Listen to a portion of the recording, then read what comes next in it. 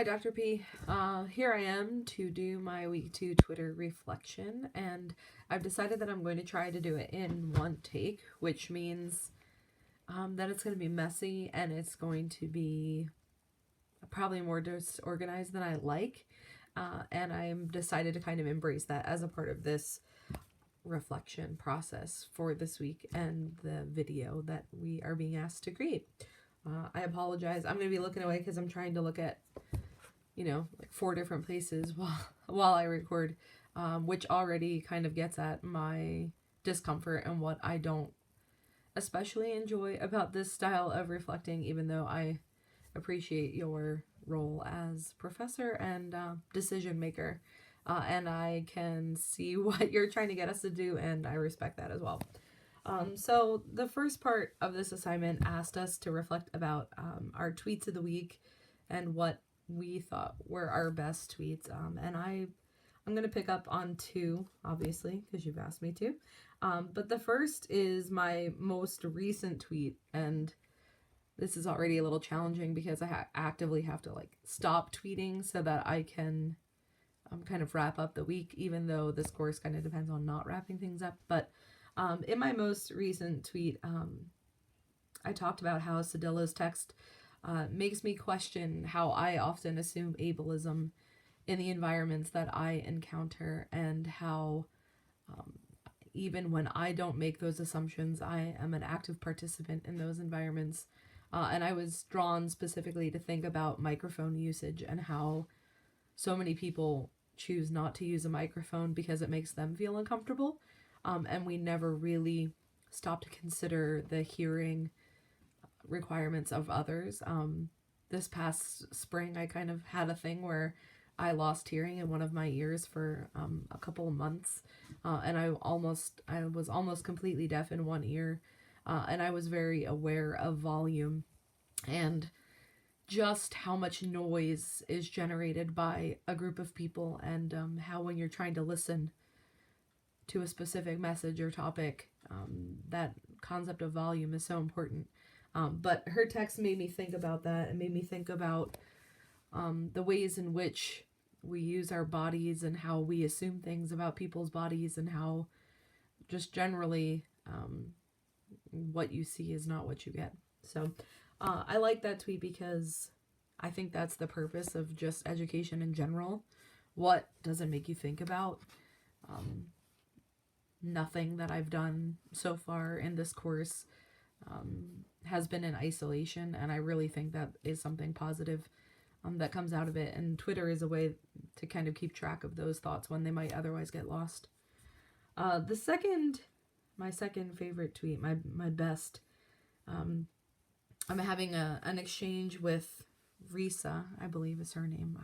I would call her Risa, but I might be butchering her name. I apologize. One of my classmates, and we're talking about just the role of gender in so much in media, and Reese is bringing up her participation in the gaming community and how people make space for one another. I've asked a question about I've asked her a question about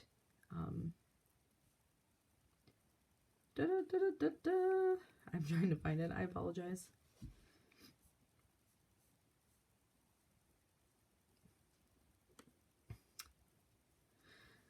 I've asked the question, do you think the gaming community is welcoming of a gender shift? Because it's always been a place of marginalized people.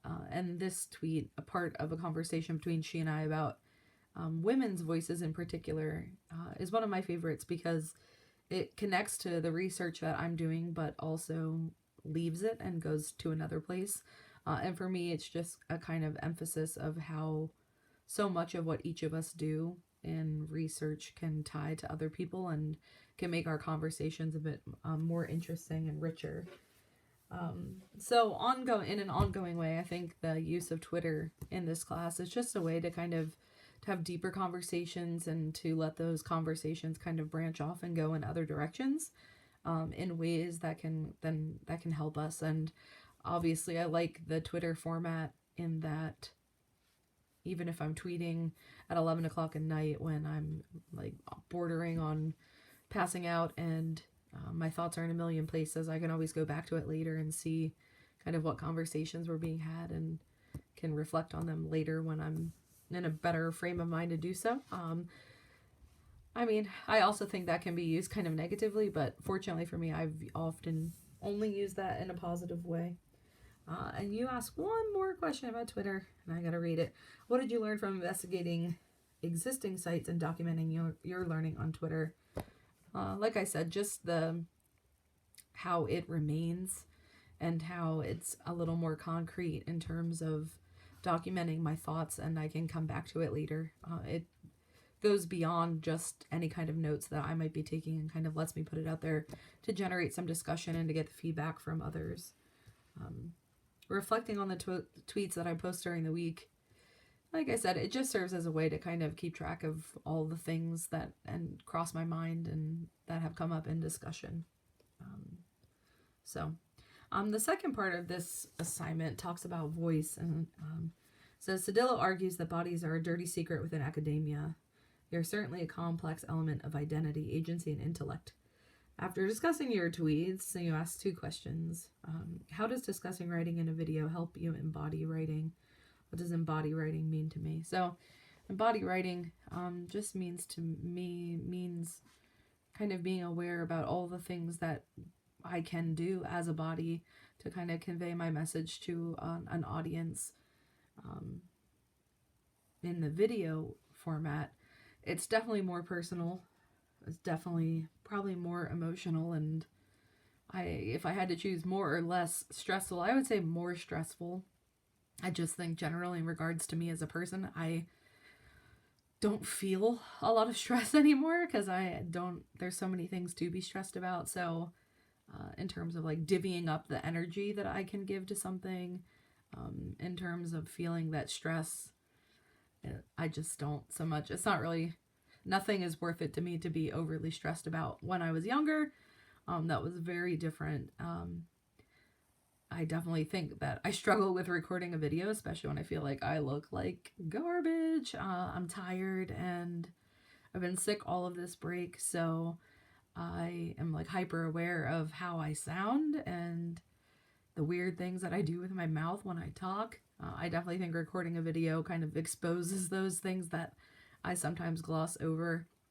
Like I said, I like what she wrote about in her text about how as a body, we kind of are all of these things. And, she talks about her anxiety and depression and things like that. And those are definitely things that I relate to and that I can hide on a page. So this format definitely exposes those things, but I happen to think it makes the exchange of ideas richer, which in the moment I can acknowledge, even though I can also acknowledge that sometimes I would prefer for that to not be the case.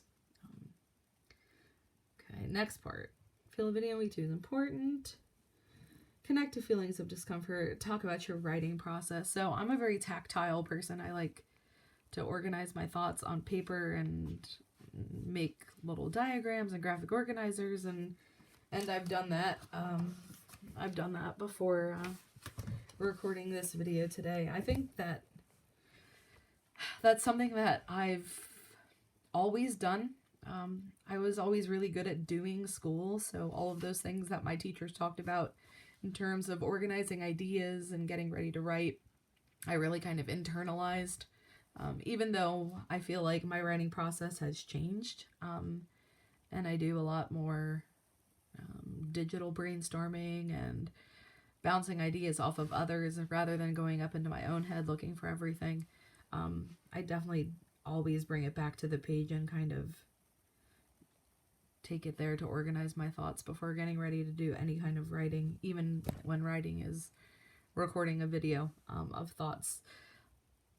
I like to feel organized as a writer. This video format makes me feel very disorganized, and I think that's kind of where the format of on-page reflecting versus video reflecting, that's really the part that makes me feel most uncomfortable, because I like to appear orderly, even though I'm really not.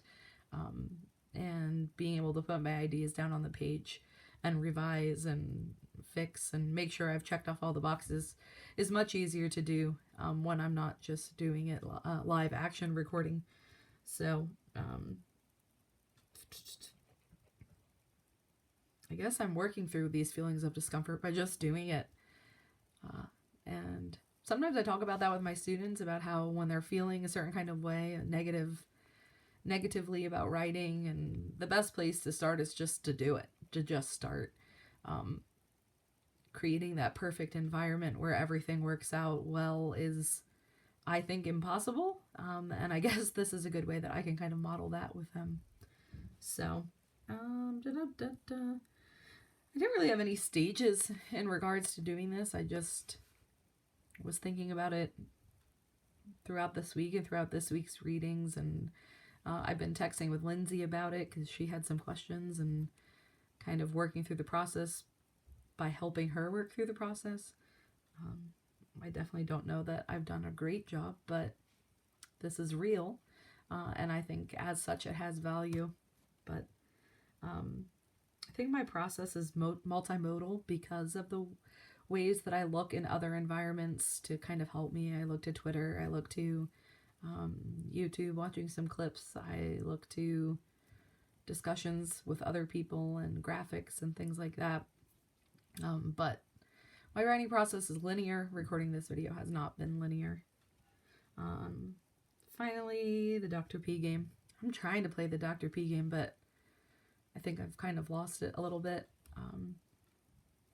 Like I said, I'm a really tactile person, so this week about annotating the topic proposal direction sheet, I had these visions of like a digital annotation, and then that just really isn't me. So, but I did it on paper and submitted that anyway. I've also had a lot of fun just responding to the questions that were asked this week, and I'm obviously always very just thinking about gender issues and women's issues, and talking about the gendering of spaces, and talking about how people have been excluded from history or erased from history. I think I connect with a lot as a woman, knowing that we have not always been welcome in spaces, even especially academic spaces. So a lot of the reading that we did this week just allowed me to think about that a little more and to hear from other people. I always am very aware that that's the lens that I'm looking at a lot of these things through. And I think some of my classmates are approaching the work that we're doing from a similar place, but I've also enjoyed interacting with people who I think are thinking about things through the lens of somebody who has spoken another language than English as their first, somebody who comes from an international background as opposed to mine. I'm always very aware of my privilege, but this course allows me to kind of look at things through the perspective of people who don't. So that's my week's reflection. I'm looking forward to more of it. I submitted my topic proposal, and I'm excited to see how it can help with my thesis work, and I'm excited to see where things go. So thank you.